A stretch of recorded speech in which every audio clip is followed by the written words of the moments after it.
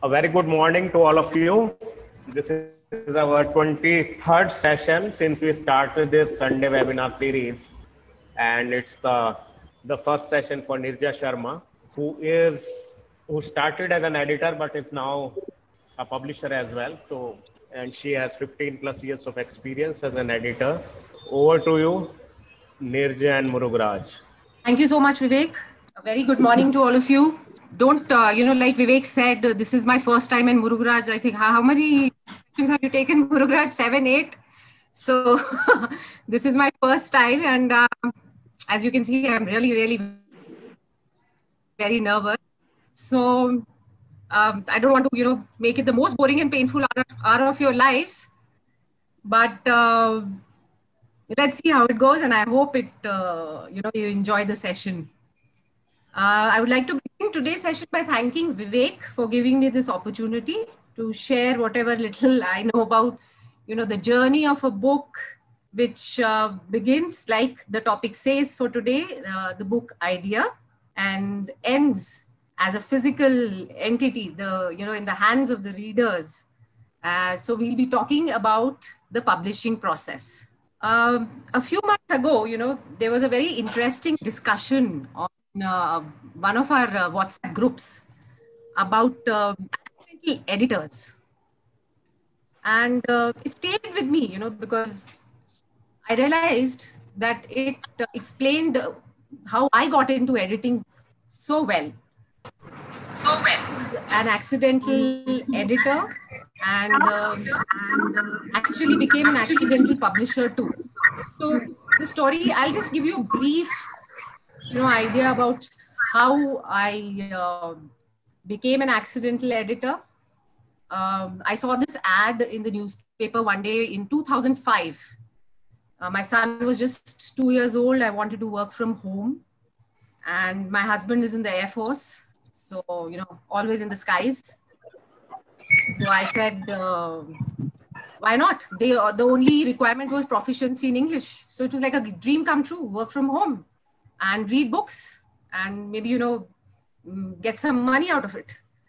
So I went there, I was interviewed and they gave me a sample, sample book, sample manuscript to edit. They told me that I had to only do some kind of proofreading work. I had to read through it and make some corrections. They never, gave me a style sheet. I didn't know what to do because I had never been exposed to the publishing industry as such. I didn't know what editing really was. But when I went home, I was so excited and I began my work. And then while I was reading through it, I came to this passage. There were these points about some pacts that were signed. So when I read that the Tashkent Pact was held in Shimla, or it was signed in Shimla, I knew that the book would, only proofreading would not suffice here.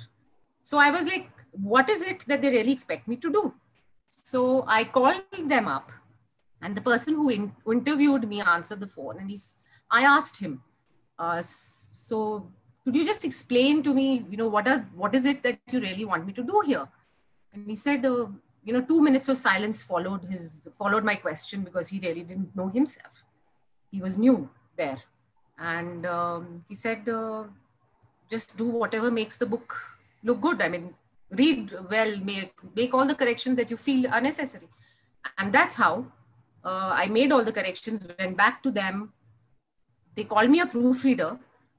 When they were signing that voucher, my boss said, you've done proofreading. I said, no, sorry, I did editing because I have made factual corrections. I have done my research. I have made, I've not only commas and punctuation and grammar, but if you say the Tashkent Pact was held in Shimla, I have made those kind of corrections. I have rewritten sentences. So he was happy with the kind of work I had done. And then I started my journey as a freelance editor, went on to join them as a full-time editor, progressed to being the chief editor. That is another story. And I have a lot of them because I worked with them for 10 long years. I then headed their editorial department, set it all up because what was missing in this publishing house, which was an academic publishing house, was the fact that they did not believe in editing. They didn't understand what editing really was. They didn't have an editorial department. They would take manuscripts from the authors who were basically professors, because these books were specified for the university. They were made for according to the university syllabus. They would just take them, they would type them, proofreaders would match it, sort of see whether what the typist has typed is all correct as far as the author has sent the manuscript, and then that's it. That was, then it was sent for formatting, text, and then into printing and out into the market. They were doing very well. In fact, they still are. But there was this incident where a very prominent personality's birth date was printed wrongly. And there was an FIR against the publishing house. And it was then that they realized, my boss called me into his office and he said, why did this happen? And I said, because you don't edit books, you don't, authors make mistakes. Authors can make mistakes, however well-versed they are with their own subjects. And it could be typing mistakes, there could be so many other mistakes. And then they gave me a free hand. They realized, how important editing really was. After 10 long years, I left them as the chief editor of the publishing house, and was relaxing at home when a friend approached me, because she knew I was from the publishing industry. She had written a romance novel, and she wanted me to, sort of read it and tell her how it was. I said, I enjoyed it. I really did enjoy reading it. Big fan of romance novels, so yes. And I told her, please do approach all sorts of publishers out there. There are many, but I didn't know publishers who would publish fiction books. So I couldn't help her, but I could tell her how to submit proposals. I could, sort of guide her. But then she carried on for 2 years and she tried her best, but she was unable to find a publisher. Nobody would even, there were people who would not even respond to her emails. Most publishers would not respond. So in the end, I saw her, one day, and I met her and I said, okay, let's do this. I'll do this for you. I don't know much about the fiction publishing industry, but yes, let me just give it a try. And that's, I sort of did my research, registered a company, because publishing a book means that I have to be registered as a publisher. And that's how I became an accidental publisher. The book really, really did very well. The first book that we published, luckily I think organically we got some 150 reviews. So for a first-time publisher, first-time author, she developed a fan base also and went on to publish many more books. And well, that's my story as far as becoming an accidental publisher is concerned. So now let's dive into today's presentation. I've already spoken about my journey as an editor to a publisher. We'll briefly go into the writing process, and then the main topic, which is the publishing process. Now, you see, my relationship is with authors, and I started this as a platform for the many, many authors like my friend who do not, get publishers to even respond to their emails or even look at their manuscripts or give them a decent review. So they're very disheartened, they're very disappointed, and there are so many of them who've written, it's not that their books are not good or their stories are not good enough. It's just that big publishers or well-known publishers don't have time to look at so many manuscripts.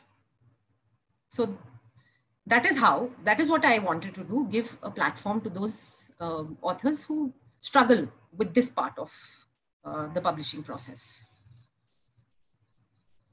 Now, there are many types of publishing options available to authors. So I'm going to take this presentation from an author's point of view more than a publisher's point of view, and how an author should approach publishing. As we all know, there are, traditional publishing, of course, the oldest type of publishing. So you have various types of publishers there. There are large publishers, mid-sized publishers, and small publishers. Now, traditional publishers are basically, they'll pay you royalties. The large publishers will, even if they really, really love your book, they'll even pay you advance payment. They work with but they usually work with literary agents, and they do not, sort of accept direct submissions. Mid-sized and small publishers also work similar in a similar fashion, but they may or may not accept direct submissions. It's easier to get to them. Then there is, of course, non-traditional publishing. Now, why I'm covering this topic is to tell you what kind of publishing I do. So there are hybrid and collaborative publishers. And this is what I chose for myself, because I did not want to start big. I wanted to go small, give a very personalized, customized, experience to the author. So until and unless the author was very, very convinced with what I was doing, what I could do for them on a book. So in collaborative publishing, an author and publisher share the cost, and also have the author gets higher royalties. So I may not charge the author for editing, but I may charge the author for, getting the books printed. That also may be 50-50. Then there are vanity presses, which I don't do.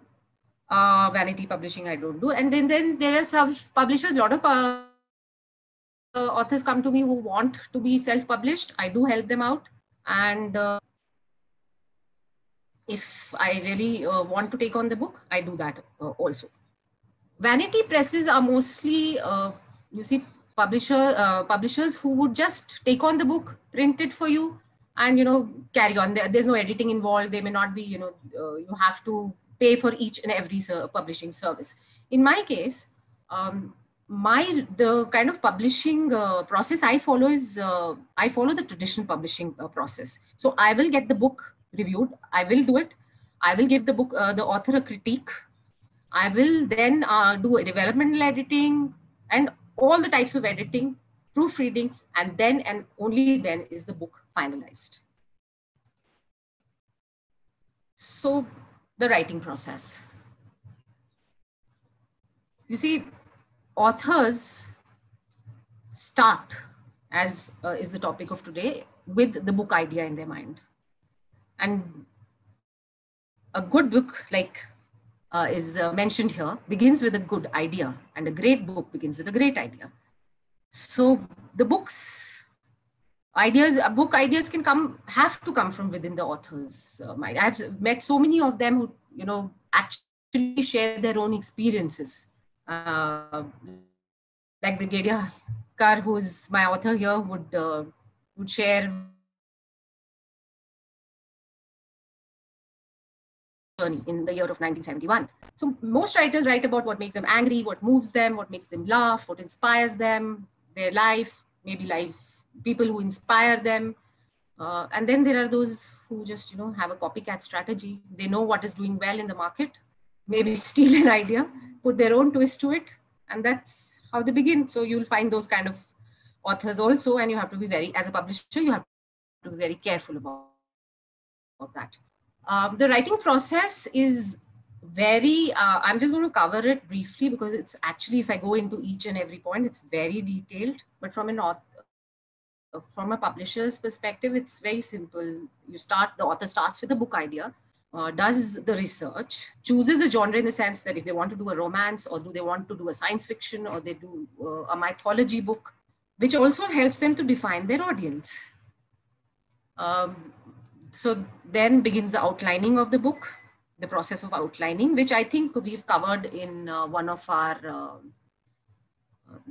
sessions here, outlining and world building.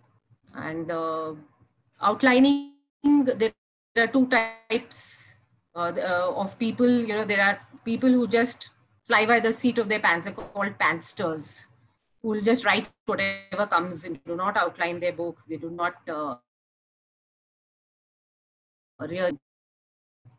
but then there are many methods of doing, if they want to outline, they are called plotters.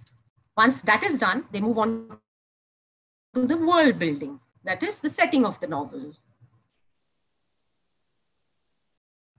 Once all these are defined and the author has them written,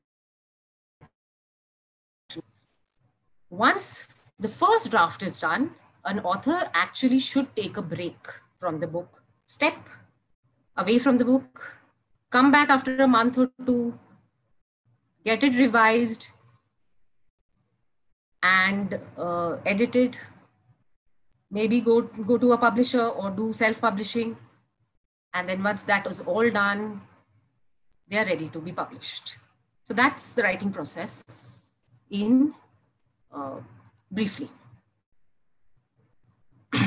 Now, see, once the writing process has gotten over for the author, they have to choose the kind of publishing they want. So I think this was covered in another session. So I'm just going to, just sort of tell you briefly that there's obviously traditional publishing, the pros and the cons. Traditional publishing is that you don't have to pay for it. You may be able to sell more books. There is a lot of, people would love it if your authors are published by HarperCollins or a Penguin. Who wouldn't love that? And the publishing process is handled by the publisher. You don't have to do anything. The cons are that it is a very, very competitive field. It's a very lengthy process where traditional publishers may even take 1 year to get your book out into the market. You may not have as much creative control as you want to. Many traditional publishers actually force, certain changes in the manuscript. For example, they'll tell you, we don't like this character, so why don't you kill him off, or make him more spicy, or we don't like this, or add these scenes. And so there is less creative control. Even if you don't want to do it, you may be forced to do it. Royalty fees again is on the low, very low. And another very important thing is that you may have minimal marketing support, the author. Then there is self-publishing, which is very popular nowadays. So you have all the creative control. You are the gatekeeper. There's no one else. Quick to market, really rapid process, very high royalty rates, and there's no limit as to how many books you can publish. Most self-publishers publish ebooks, but even if you want to print, it is all up to you. Cons are, of course, you have to pay for, the author has to pay for each and every step of the process. They risk selling less books because nobody really knows you. And you have to really do a lot of research before you do this. And every self-published author needs to do this before they jump into this. And of course, there is less validation.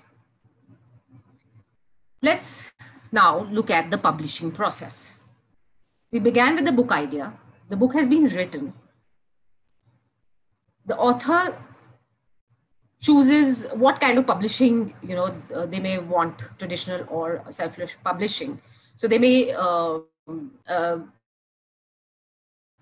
they will have to make their book proposal and their submissions according to that. And there's a long process for that also. And many publishers are very finicky about the book proposal process. Once they choose their publisher, they go on to signing their contracts. And the manuscript is handed over to the publisher. The developmental editing takes place. Again, it is reviewed, redrafted. The author, there's a lot of back and forth that goes on. Once this stage of editing is done, it is sent back to the author to accept or reject changes, make changes, modify the manuscript. Then there is substantive editing. Again, a review and redraft by the author. There is copy editing, review, and all of us know what all these editing steps are. Once the final review is done, once all the final changes are made, it is sent into formatting. The book is then, once the formatting is done, the proofreading stage begins. Each and every section of the book is checked by a proofreader. Meanwhile, the cover is being designed. This is also there's a lot of back and forth between the author and the publisher. What is the requirement of the author, what the publisher wants. Again, traditional publishers have more of a say on what kind of a cover design is finalized. Once all that is done, the books are, the manuscript is done, finalized, the cover is finalized, it is sent into printing. The publisher would have already allotted the ISBN to the book, and then we send it for sample copy printing or advanced reader copies. These are, before it is finally printed and put into the market, another reading stage, a proofreading stage is done, where when you see it in print, you may have still missed some typos or, section breaks, margins, everything has to be checked again. And then you have, once that is finalized, it is sent into printing, ebook is made, and the distribution is done. The author is finally published, the book is finally published, and launching, promotional activities are all taking place simultaneously. Murugaraj, if you can take over from me for the academic publishing process. Thank you, Neerja. I have been into academic publishing all through my career. In the last 16 years of my experience is in academic publishing. So I thought, so when Neerja and I were discussing publishing cycle, the initial idea was that, Neerja presented, and Neerja insisted that, okay, you talk about how it happens on the academic publication side. So with respect to academic publishing, the major stages are going to be the same, but there will be some differences in the way it is approached. For example, when a manuscript is written by a researcher, it has to be submitted to a journal.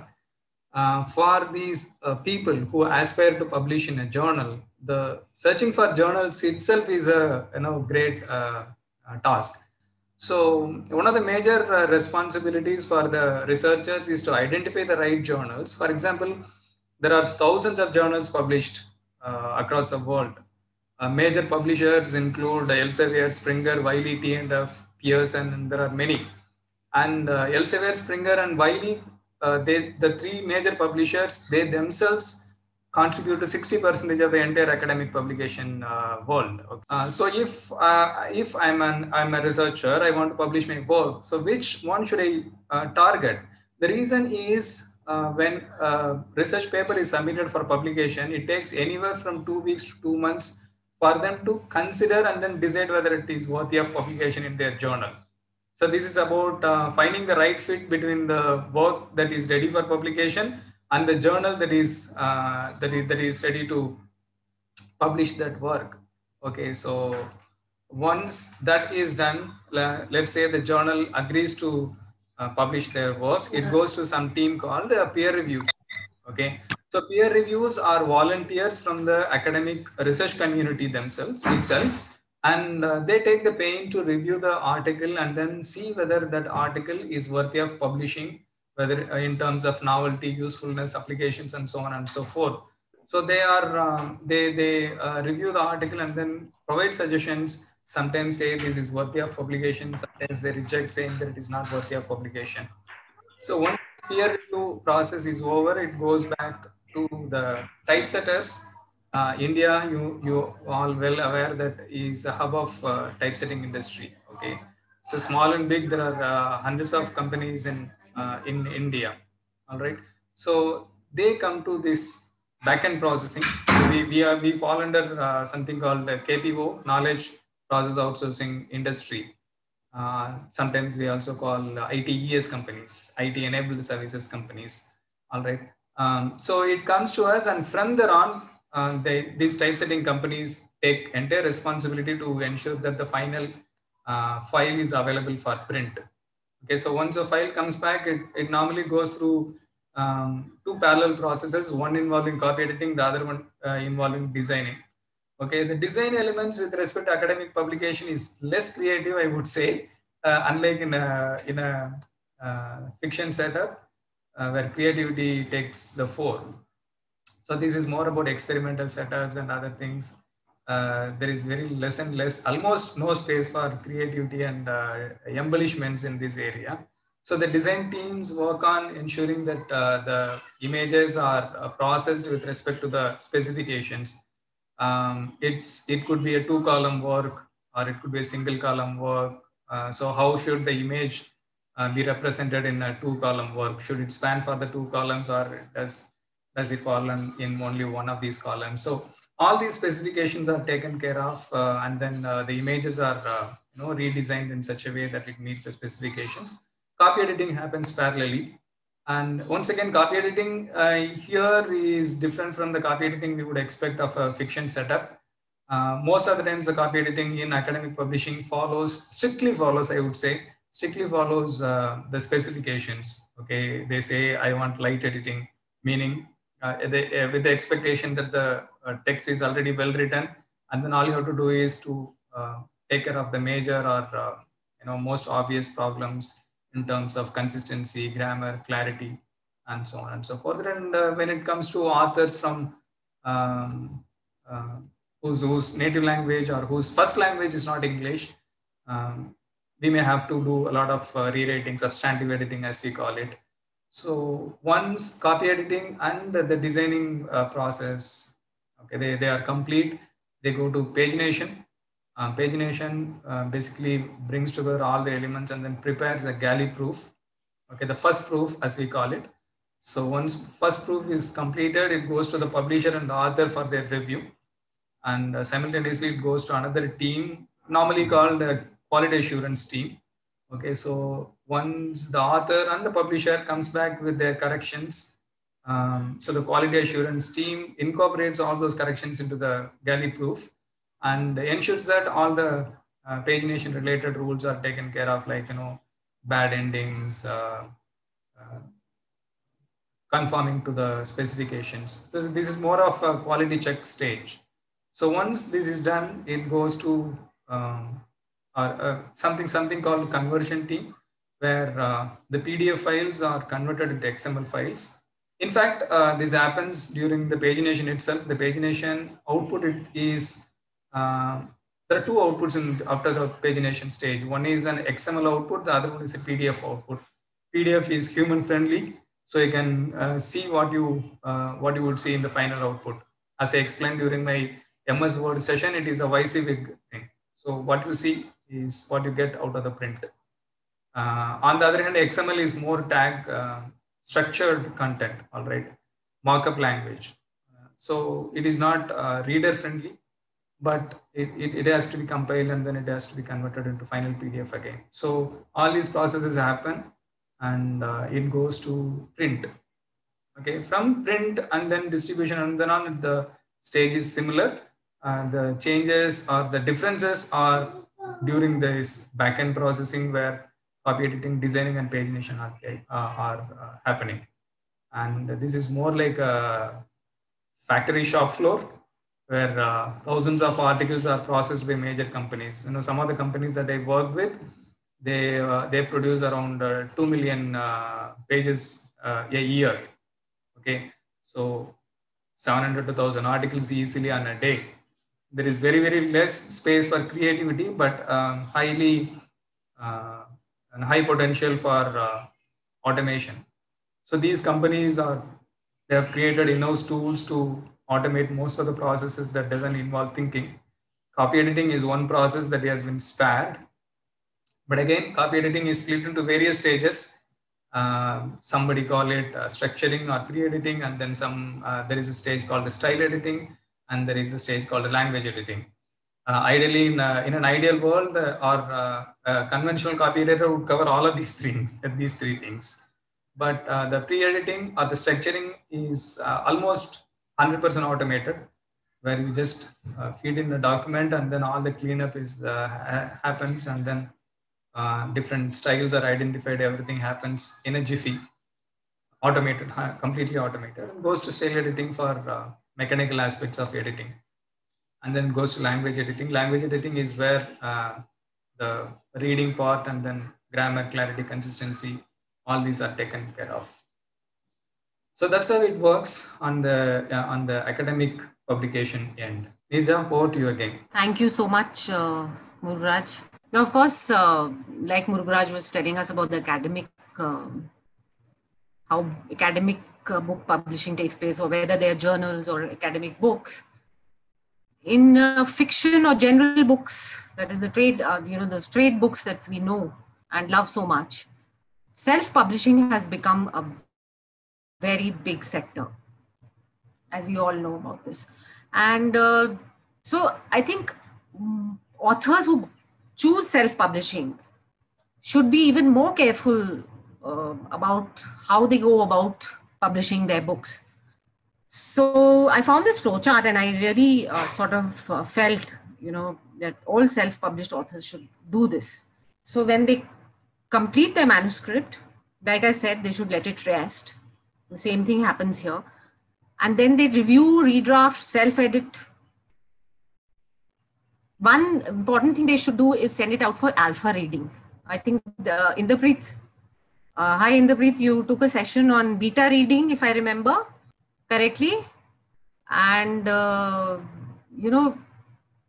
so you send it out to a friend or somebody you know well enough who would give you honest feedback, get it read by them, get their feedback, revise the book according to those, if you agree to those points.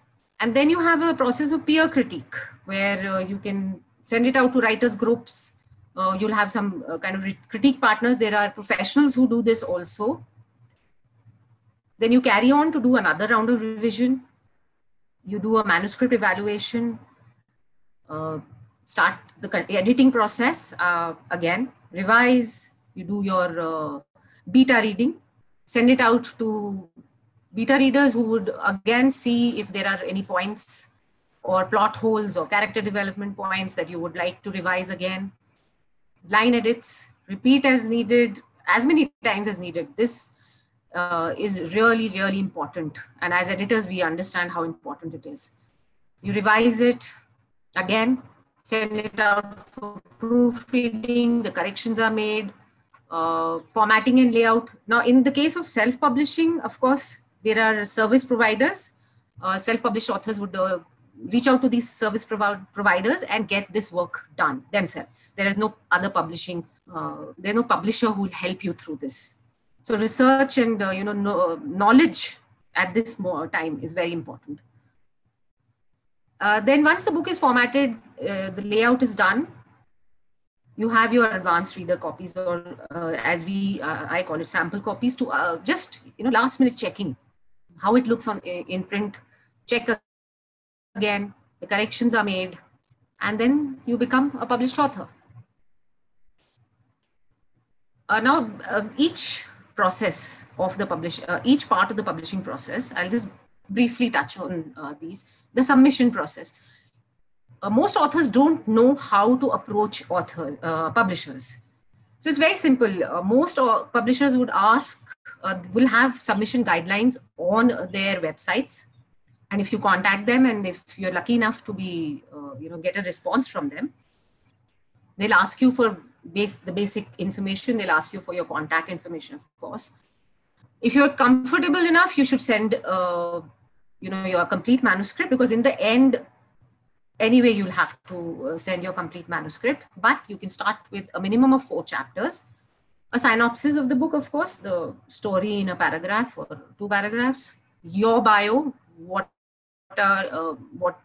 about yourself, the target audience, the genre of the book, who are you going to target? And if you have your own marketing plan, a lot of publishers want that. A very active involvement from the author's side as far as marketing is concerned. Now, before the author chooses publishers, and in the case of a traditional publisher especially, there are certain questions that authors ask publishers, and they should ask. So they should ask, of course, royalty rates. How are the royalty rates going to be calculated? Is it going to be on the cost price or sales price? Those are things that authors should, they should do their research before asking these questions. What is the deadline, the timelines involved? When should I submit my whole manuscript, and when will you publish the book?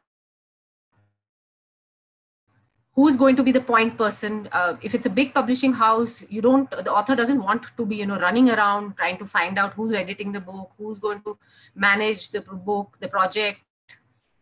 So all these details shall say on creative decisions. How many copies do they expect to sell in the first year? I mean, do they have a marketing plan? Will they get free author copies? Will they get review copies before it goes into the market? How are they going to promote the book? How much involvement of the author is needed? Once all these questions are answered and the author is very happy, or at least is convinced that this is the publisher I want to go with, the contract is signed. The contract is sent by the publisher. And as it's a legal contract between a publisher and an author. So it's very important, that this is done. Otherwise, it could lead to problems later on, and it has. In my case, it has led to a lot of problems. So there should be no room for ambiguity or misunderstanding. And so basically, a contract would be a description of the work involved. What is the publisher going to do, and what they need from the author? The compensation terms, the payment terms. It is a binding legal document, so there will be certain, words and very legal jargon used.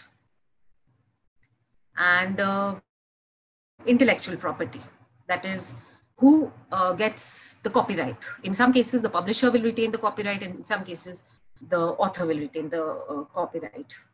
So in details, the contract will have points like details of the parties, who are the parties involved, the publisher and the author, of course, the description of the work in detail, the grant of rights.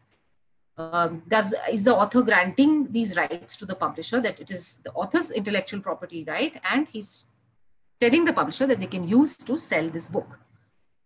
What are the timelines involved? Manuscript delivery, when should the author give the final manuscript to them? The copyright ownership, as already discussed, royalties. Now, if you're going with this, there are many platforms which also give you the self-publishing option.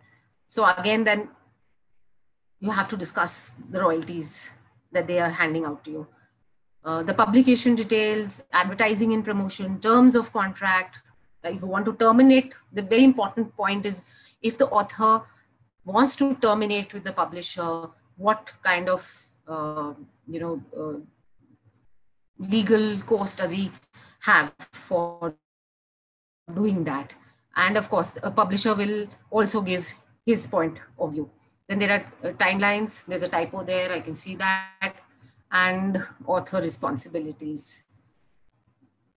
Book editing, I'm not going into this in detail. We all know it's absolutely indispensable. In my case, I do many rounds of editing. It's developmental editing because the authors that who approach me are new authors who may or may not know the writing process very well. And they have to be, there's a lot of hand-holding involved. So I will do the developmental editing, telling them, okay, the plot needs this, or, develop the character a little more, do this, the setting is not really, so it's not making an impact. So write some more. I even sometimes do some writing of my own. The next step is copy editing, line editing, substantive editing. A lot of authors who approach us have poor grammar skills and poor writing skills, and I end up doing a lot of substantive editing also. And the last stage, of course, is proofreading. Once this is done, you send it out for typesetting, or also known as formatting. So when you open a book, does the reader want to even read it? That is, you're inviting the reader to look at the words on the book, on the pages there, and it has to be visually attractive. So that is what a typesetter does. And the reader would, subconsciously, he will process the book's content and he'll say, I can't read it. The font doesn't look too good, or the topics, the headings are not very nice. There are so many things that a typesetter would look into. He'll set the text onto a page and make it print ready. It is also, this stage is also known as a book interior designing. So he looked into margin sizes, the fonts that I use, the chapter styles, the section breaks. If there are illustrations, the placement of these illustrations, the captions that go with these illustrations, size, subheadings, the bullets, the numbering. There are so many, depending on the kind of book and the content, all these things have to be looked after. Like, for example, I just yesterday was talking to a client where there were a lot of points and sub points. So there was A, and which had 1, 2, 3, 4, and then one had bullets. So, a typesetter has to really sit and do a lot of work on these kind of books. So typesetting, if you look at it, is all about visual communication. For example, I have an example here. So this is how we would do it on a Word document. You have this, which is the bad design, basic design that all of us know how to do. So it's typography. This is also called as typography, where how it looks, how the fonts are used. And this is, if I send it out to my typesetter or the formatting person, this is what he can do with it. So we decide what kind of fonts are to be used. If this is need to be italicized, or bullets, what kind of font is to be used, what is the size of the book, the margins. We look into everything. And then the cover design. This is where the authors, again, a lot of back and forth happens here with the author, because they have something in mind, the print publisher has something in mind. And a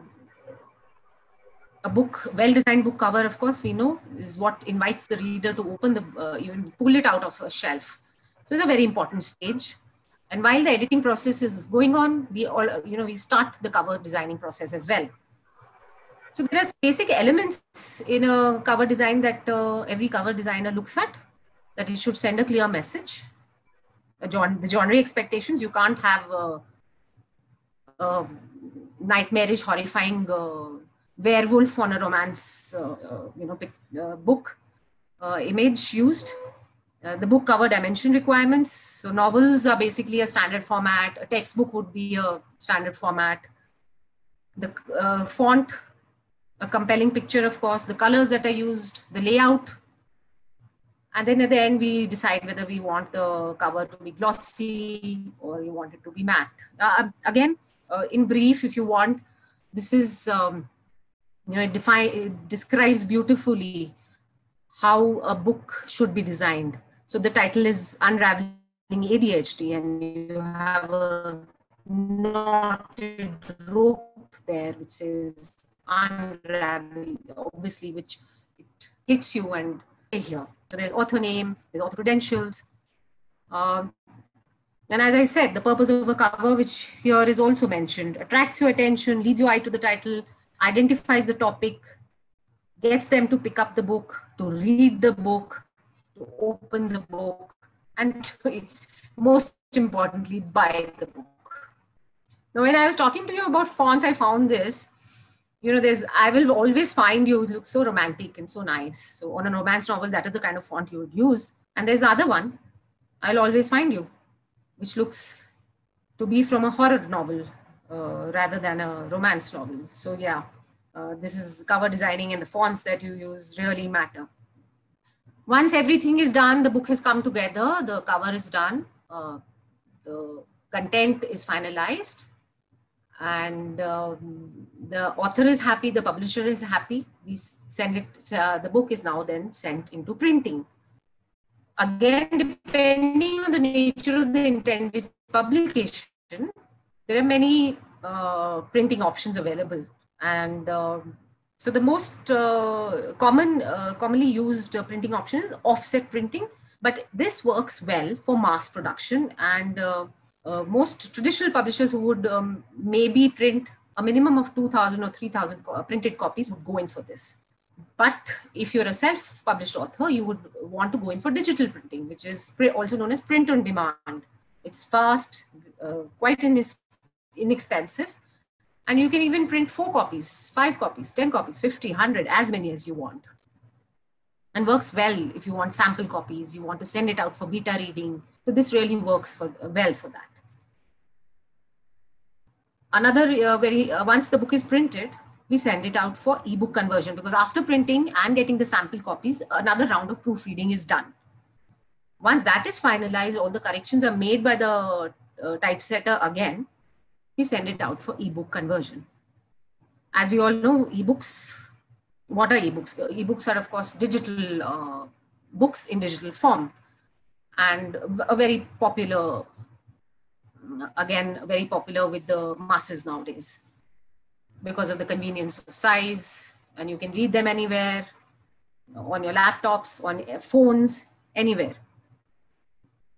So they come in different formats, and each format has its own features. Now, EPUB and MOBI files are the most common formats. So when I send it out for ebook conversion, the person who would convert these files for me would give it to me in two formats, EPUB and MOBI.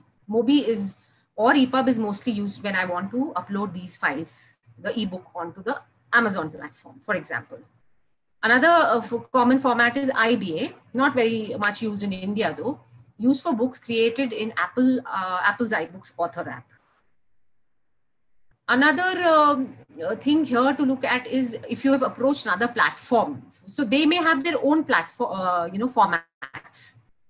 For example, I had, when I was working with my own publishing house, they had their own, we had sent it out to an online platform, and they would convert it themselves, and everything was done by them. So they had their own format they would just need PDF files from us. Digital rights management is something that is required if you don't want your ebook getting pirated or distributed free online. So a lot of people will, just keep downloading it, pass it on to their friends. Amazon helps. Amazon and all these online platforms have DRM inbuilt in them. So a self-published author would not have to bother too much about this. The last part about the publishing process is launching the author's book once everything is done. But here is something that authors and publishers should do, is promotional activities begin much before the book is finalized and into the printing stage. So most publishers will publish your book, market your books, I'm sorry, but not as much as we've heard about, not as much as they used to. They want a lot of active involvement from the author's side. So for example, if as a publisher, I promote the books that I am selling, it comes out as, a seller selling a product. While when author marketing or promoting a book through various means, and there are many means available, the readers actually identify more with authors marketing their books rather than a publisher doing that. So authors can, and I give them this advice, they can start sending out teasers that my book is coming out, I finished my manuscript, I'm so excited, on their all their social media platforms. And you will see they can do their research and see how other authors are doing this. They can start their own blog, even a website. Many authors do that as well. Give out a lot of information about writing, how they got to this, how they became authors. Getting reviews for the book is another very good way of getting audience involved in promoting your book. But what happens is there are also a lot of scamsters involved who would ask you to pay for these reviews, and they'll not put up, even authors do not mind paying, but sometimes they will just put up bad reviews, or not bad reviews in the sense that saying that the book is bad, but just those standard formats that they have, which shows that they have not even read the book. And a reader can make that out. They can join reader groups, podcasts, create a YouTube channel. And if their books are on Amazon, of course, that's the most popular online store available. All these platforms have their own book promotional tools and programs. And every author should make use of these if possible. Once in print and in ebook, the publisher will start the distribution process.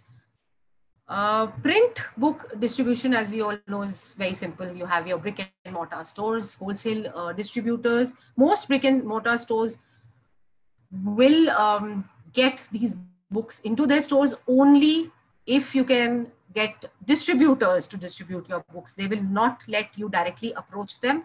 I have approached Crossword, thankfully, was able to do it for 2 of my books, but that was, you know, I had to I had to make some kind of a connection with them and get them to keep those books there. But it's a very, very difficult process, and you have to go through distributors. Then there are small retailers who may want to keep your books if you sort of develop a connection with them. And then there are online retailers like Amazon, which will sell your printed copies. Ebook distribution, of course, you have so many options. There's Amazon KDP, which is the most popular. There's Flipkart, there's India Bookstore. I got to know these when I was doing my research. There's so many platforms available in India as well. Sasta Books, Pustak Mandi, buybooks.india.com, Crossword, there's Copy Kitab, and you know, Landmark has an online store just like Crossword, Infibeam, Bookshop of India, Biblio, many out there. And abroad, of course, we already know that Apple, Kobo, Nook, Barnes and Noble are very popular. That's it from me. And I hope I've been able to tell you briefly. I wasn't able to give you each and every point about the publishing process. We don't have that much time. But if I can answer your questions, please do ask me if you have any questions. Thanks, Nirja and Murugaraj, for giving us a peek into the long journey of a book and a journal. Nirja, we have one of your authors also present attending this webinar, Brigadier Hirak Kar. So, yes, Vivek. If you would like to comment on the process or his experience while he published with you. Oh, sure. So Brigadier Kar, you will have to unmute yourself.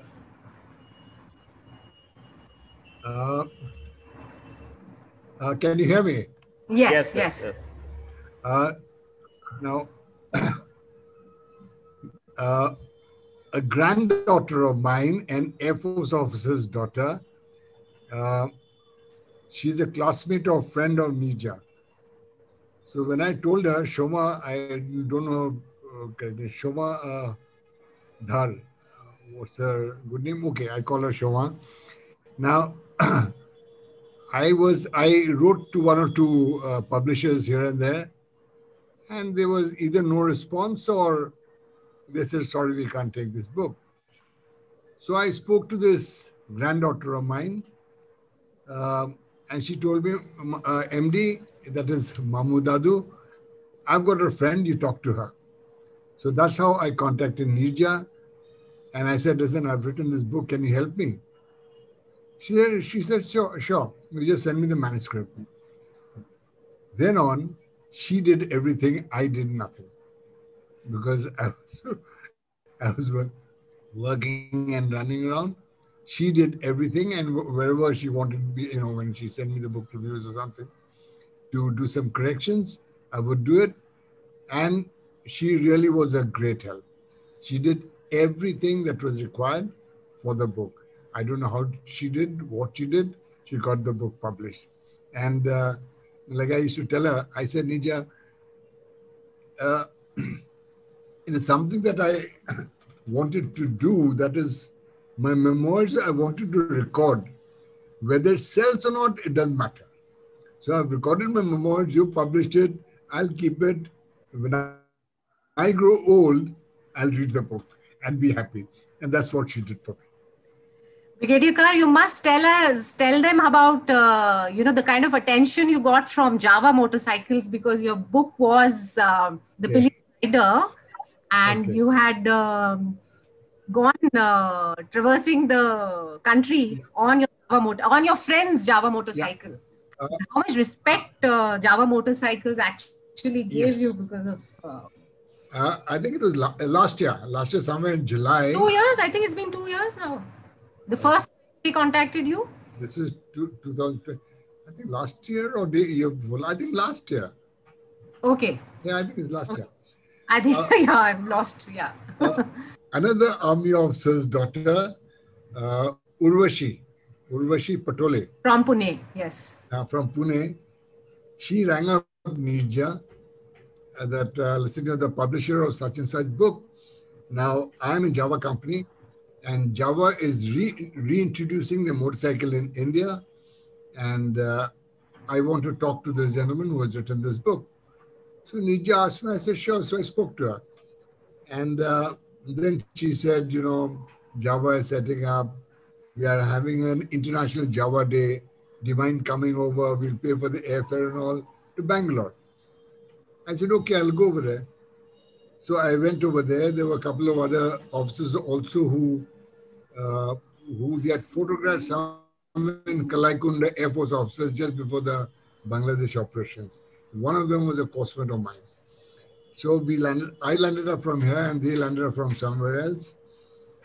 And there in that big ground where they had various types of motorcycles, particularly the Java, they asked us to talk to the people and all youngsters. We spoke to them and there was a party at night. And the Java people really looked after us. And I was not really aware that in India, there are so many teams or parties or groups driving different types of motorcycles, say the Java, the Royal Enfield, or the Harley Davidson, and things like that. I thought I used to see them abroad. I had never seen them in India. For example, in Australia, one evening I was having dinner with a friend of mine in a wayside restaurant, and suddenly a whole lot of Harley Davidsons landed up over there. And just before that, this friend of mine was telling me, I'm planning to buy a motorcycle. So a whole lot of these Harley Davidsons landed up. And as they took out the helmets, they were all old people, totally white hair, white beard, everything white. So I said, do you want a Harley Davidson? He says, no, Harley Davidson is for old people. We youngsters have sporting bikes. So like that, I thought this thing happens with about 10, 15 bikes which landed up. But in India, there are many such biking groups who keep beating up. And this girl who contacted, this lady who contacted Nirja is also a biker. She's also got 3-4 bikes at home. So that was my interaction with the Java company. So Brigadier Kar, if I may, it was, for a new publisher to be noticed by somebody and for an author to be noticed by a company like Java Motorcycles and the kind of respect they gave, it was quite a, rewarding thing for the work we had put into the book. Yeah. And I would like to thank Brigadier Kar for that also. In fact, she rang me up that this year also we would have done something, but for this COVID. I know. Things have got. They had actually ordered books, but that also didn't work out. Yes. Yeah. She rang me up. Yeah, I think you can tell them about your session that is coming up as part of the ICF travel series on 24th October. So they are welcome to attend that session where you will recount your journey on the motorcycle and about the book Riding Pillion. Nirja, there are some questions from the audience. So Kanak, she is asking who decides the blurbs and how the blurbs are highlighted, whether text only or through cartoon or a picture. It's in the chat box, the last comment. Yeah, I just saw that. Hi Kanak. Blurbs, we ask the author to sort of give it to us. They write a basic draft for the blurb they want, how they want it. And then it also gets edited, and we tell them, we suggest, we give them ideas that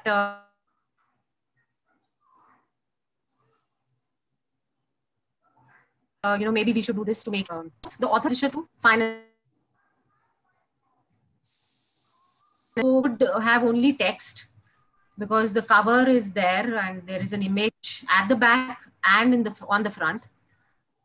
Children's books, of course, there'll be a lot of cartoons and, to attract the children's attention to the book. So it's again a two-way process. Thank you. You're most welcome.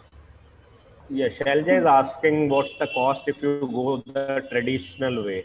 Traditional way, there are no costs involved for the author.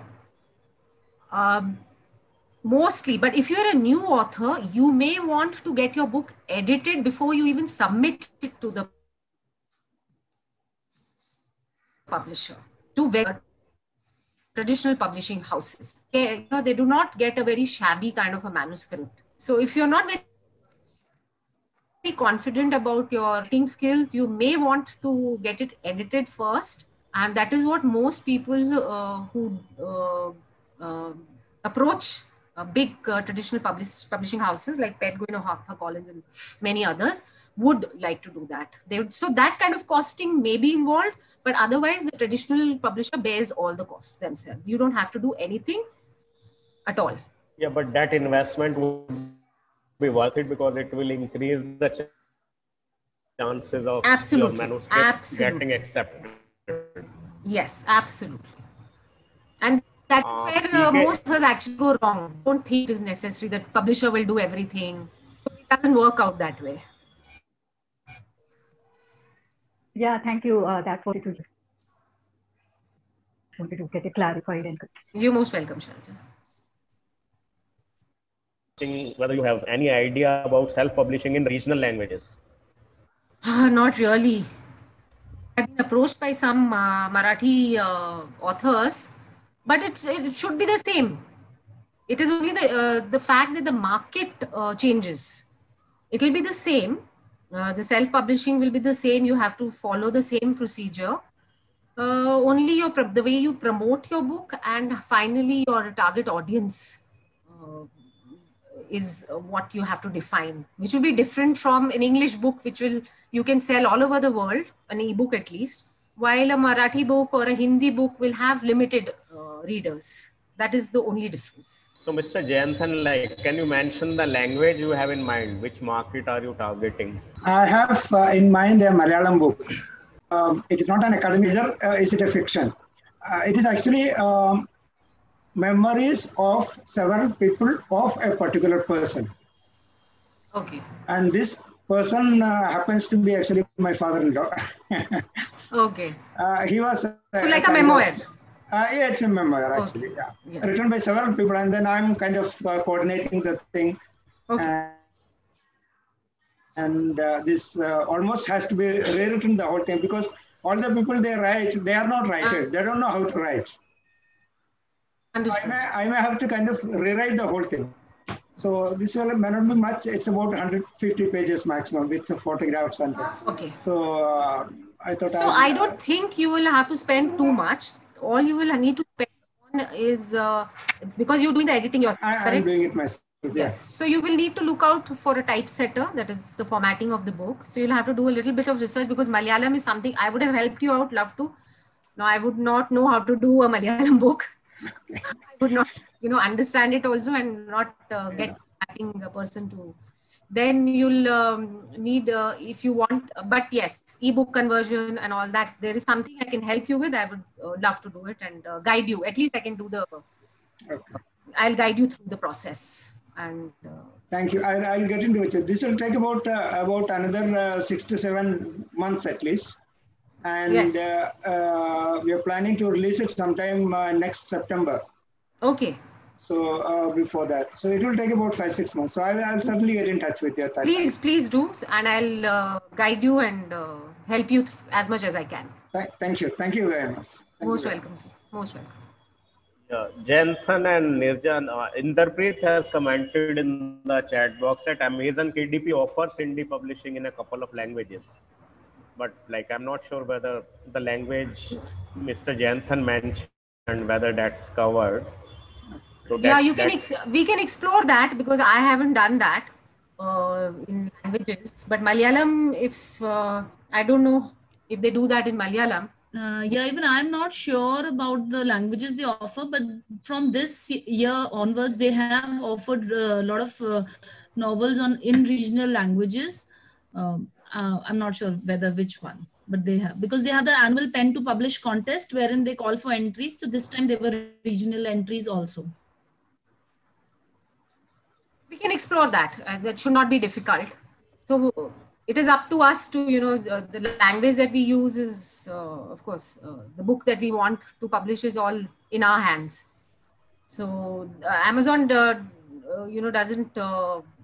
is not a very difficult platform to explore. They are very helpful and friendly that way. Thank you. Thank you very much. There is a question from Megha. What's the average cost one may incur in the entire process of self-publishing a book?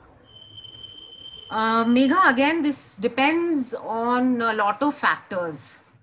So suppose you decide you want to self-publish your book. Are you going to get it edited by somebody?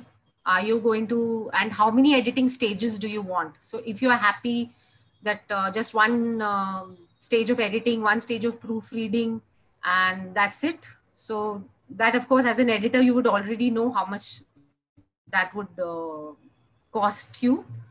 And then you have to go, see, it could be anywhere from 30 to 50,000, depending on how many steps that you actually want to follow. Editing stages, the typesetting, the formatting, ebook conversion.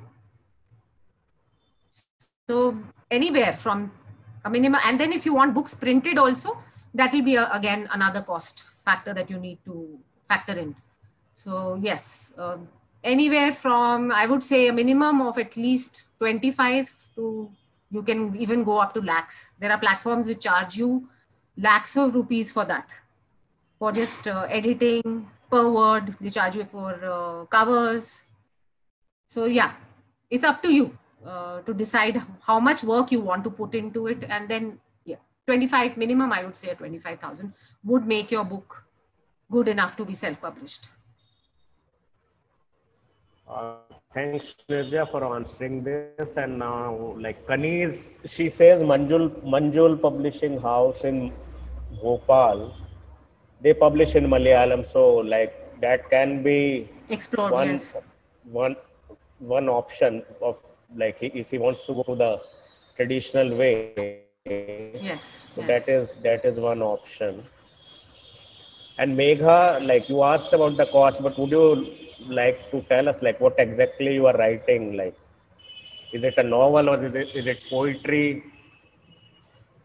What kind of content are you writing? Sure. Well, I'm not exactly writing something. It is, I mean, I do write on and off.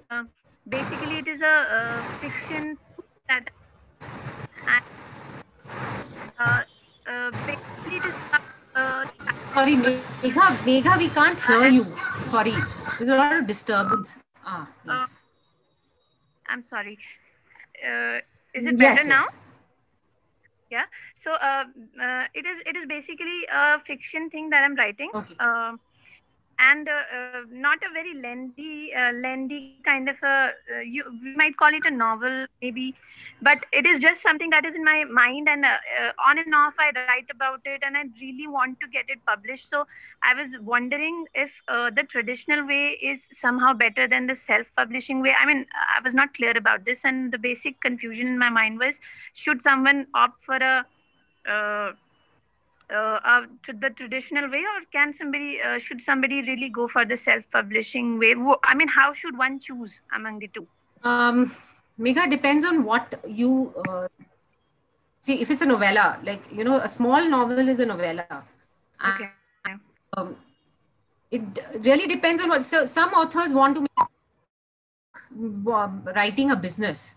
So they want to earn a lot of money out of this. So they'll do rapid publishing. So they normally go in for self-publishing, because you obviously will get a lot of royalty from that. But traditional publishing is for authors who are very confident that their books will sell well.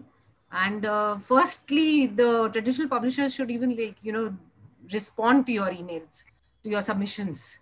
Most traditional publishers won't bother. They don't. That is why there's increase in self-publishing. Well, there are more, writers than readers nowadays. And so you can, what you can do is approach some traditional publishers, see the kind of response you get in the beginning. And I have already, gone through the pros and cons. You can do your research. There are a lot of write-up. You'll get a lot of write-ups about this, about whether publishing suits you or self-publishing suits you. Again, traditional publishing, you'll get only about 10 to 12% royalty, depending on the kind of publisher you go in for. And in self-publishing, all the royalty comes to you. Oh, okay. Okay, actually, this all started once I got this ad from, I guess it was on Facebook or something, but there was this publisher that was giving opportunities to new writers, I may say, or new, I mean, people who want to get their stories published. So they were like taking a charge of about minimum, I mean, it depended on the marketing that one wanted the publisher to do on their behalf. And the minimum was 30,000 that they were charging. You're talking about Notion Press? No, it was I think Penguin, the children imprint of Penguin. I don't know the name, but it was established, very established publisher. They were like, it was a giveaway kind of a thing. Okay. So that was, I think, a very nice opportunity that I thought it was, but I don't know really. See, depends, Megha, again, on what they're offering in that 30,000 rupees. Are they going to edit your book? Are they going to, how many rounds of editing will they do? What kind of promotional activities will they do? For example, for my books, even if my books have been published 4 years or 3 years ago, I'm still marketing them. I don't stop marketing them, each and every book. And I take on only very few books or very few authors, because I need to immerse myself in that process. Otherwise, I can't edit. And I do at least 8 to 10 rounds of editing. Yeah, their process were pretty clear. Their process was pretty clearly laid out. It was like they do not really copy edit or anything for us. If we are going to add those processes, then we'll pay more. But they wanted a ready copy, and they would do the marketing and the typesetting and the basics. The basics. You'll get a lot of publishers like that in the market. So there are many. Notion Press is one of the most popular ones, and they have fixed packages, and they do a lot of. You can do bargaining with them also. So I have an author who actually published with Notion Press and republished with me, because he spent almost $1 lakh on getting his book published with them first, then came back to me because he was so disappointed with how they had handled his book. Oh, okay. So I think. So not to say that all the authors would be, have a bad experience, or it depends. So, big publishers do not have time to sort of hold your hand and take you through the process. Of course, yeah. So you have to be very careful of. That is like, Nirja, that is one of the reasons. Like maybe that author got a personal attention with you, but when the setup is large, maybe giving that personal attention is not possible, and then the author somehow feels he's not getting worth of the money that he has spent. So that can be one reason. And another reason, his editing, he was unhappy because first the editor of such a big publishing house said, where do I put the quotation marks in dialogues? After the, full stop or before the full stop? So, the dialogues. So if a basic information, editing information is not clarified, and you lose trust in a publishing house. Plus, because it was per word editing, so he wanted to reduce the cost, so they asked him to cut out a lot of book. So he had to. And when it came to me, I told him, the story looks a little mixed up. It doesn't make sense somewhere or here. And then he said, that's because I had to cut out a lot of portions as advised by them. So basically, so that kind of personalized attention. I'm sorry. Yeah. I'm so sorry, but I just wanted to ask. So we should be aware of what we want, right? When we are looking for publishing. Yes. Okay. You should do your research before you do anything. Yesterday, a friend of mine who's a lecturer in home science in Delhi, and she, professor, she called me because I shared this with Murugraj as well. So I was doing my presentation and I told her, quickly that these are the questions you should ask your publisher before you jump into signing the contract with them. And they were traditional publishers, but textbooks. So textbooks have a bigger market. So she was happy, so she knew, okay, so now these are the questions that I need to ask my publisher. So this kind of information is not easily available for authors. And even if they are, they don't know what to do with it. So a lot of before you choose your publisher is important. Thank you. You're most welcome. And ICF, Vivek, I would like to thank ICF for bringing these kind of things up. Thank you very much. Yeah, you are welcome, Megha. Kanakshi is asking what's the minimum number of words for a novel and a booklet? Novel and a booklet. There's, see, booklets, of course, have to, I really wouldn't know the minimum number of words, but a booklet is supposed to be, very small, maybe, 20, 30, not more than that pages. So each page is 250 words. So my maths is bad. So Vivek, if you can help me out there, that would be how much. But a novel should be, a novella is mostly about 30 to 40,000 words. Okay. More than that. Anything more than 60,000 words or 50,000 words becomes a novel. Okay. And that is a novella. Very small. Thank you. You're welcome. Yeah, Nirja, as a self-publisher, what is the basic marketing package that you offer your authors? No, I don't. I do not have packages as such because I customize my contracts for each author. So each author has different needs and the kind of work they want. So they could be, a lot of editing required. There could be less number of editing required. Market. So it is all one package, and I do everything in that one. I give them a cost. This is what it is. It's never ending. I can do as many rounds of editing for you unless I am happy with the book. I am not going to publish it, and nor would I advise an author to do it. So even if I have taken maybe a minimum of 40,000 rupees from them, it just goes on. I think people get books edited in that much amount, and I'm giving you a publishing package for that. So marketing is endless. Editing is endless. I do it till we are all happy. My point is that the author's experience should be so good. The book should, and the product should be so good at the end of it. That is my main marketing tool, the quality of the book. So when the reviews came in for all the books, and when they said, there are no reviews where they say there are a lot of typos, or there was this mistake, or there was that mistake, and even if they say it was simple English, but there were no typos, I'm happy. So I don't have packages as such. Thanks, Nirja. And yeah. So that's all we have for you today.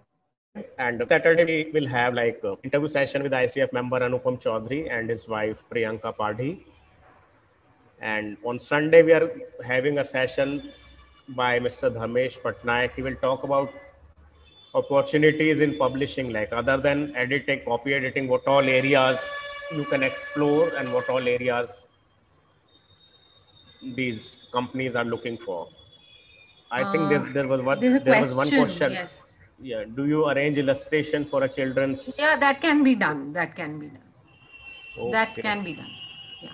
So see you all next week. Same time on Sunday, 11 a.m. and before that on Saturday for the interview series, 4 p.m.